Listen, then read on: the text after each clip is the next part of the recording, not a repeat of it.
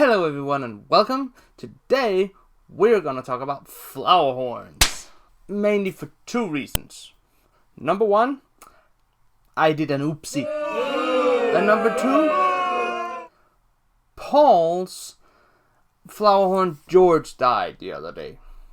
A fish he had for less than 1 year. Now let's just jump into my mistake because, let's get that out of the way.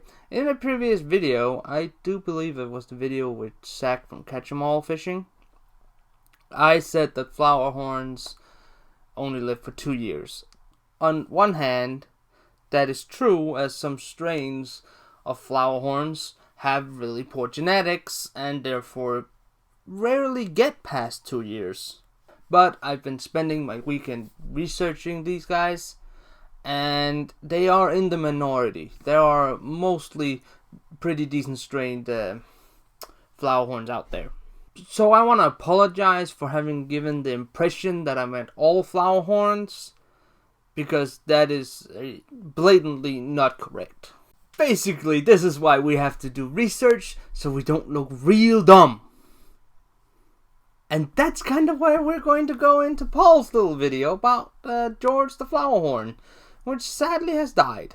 Now, as I mentioned, Paul purchased George last summer. Actually, he uploaded the video in June, so it's about 11 months ago. This is May. Now, when he bought it, from someone who has never kept a flower horn like myself, it looked like an adult.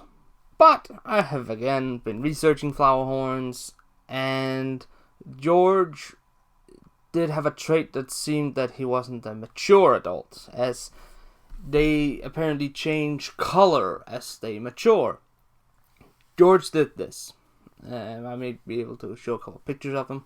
He went from a quite light blue to a darker blue. Now, because of that, I believe we can assume that George was most likely no more than a year old, at best, when he was purchased by Paul. Now, what's interesting about flower horns is, if you take good care of them, they can live up to 12 years, I have found out. Now, there are some flower horns, types, I guess, because it's not really a single species, they're all hybrids. They only live about 5 years. So if we assume that Paul's flower horn was one of these types that only lived for about 5 years, assuming he doesn't fall ill, George should basically be in the prime of his life. So I think this is where we're going to cut to Paul and let him explain what he believes is the reason for George's demise. What I saw coming did indeed happen. Now, for the past 2 or 3 weeks or so, George has not been acting the same. Obviously, I could tell when my fish are not acting the same as they normally do. He just wasn't eating, and he looked like he was getting old. You know how a human ages? This fish was literally just aging. Old age? Really, Paul? I was told you have been doing better. You're kind of proving that you're not. So I believe we should explain what I have researched, and could be a much more plausible explanation to why his flower horn did the belly up within 2 years, which is a common thing among flower horn keepers if they're inexperienced. To begin with, you gotta have the water parameters right. Like with any fish, if you're off on your parameters, you're going to ruin its health. And it will become weak, and it might die. Not saying that's what happened. I'm saying it's one of the explanations that could have explained why George died. Did Paul provide ample enough water changes and monitor the parameters? The second one is flower horns eat a lot, so they poop a lot, which leaves a lot of mess. So you need good filtration. If you don't have good filtration, your parameters will be off, and you will have rotting material in the tank. That is the second potential explanation for why George died due to poor health. Now, a third explanation is something I picked up from a couple of Asian keepers I've been researching on. Now, they claim because the flowerhorn is a hybrid species, they are far more vulnerable to parasites.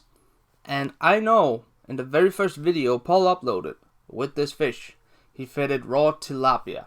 And just like that, you got a bunch of chunks saved up for who knows how long, depending on how much you feed your flowerhorn. But I got one chunk right here. Come here, bud. Watch this.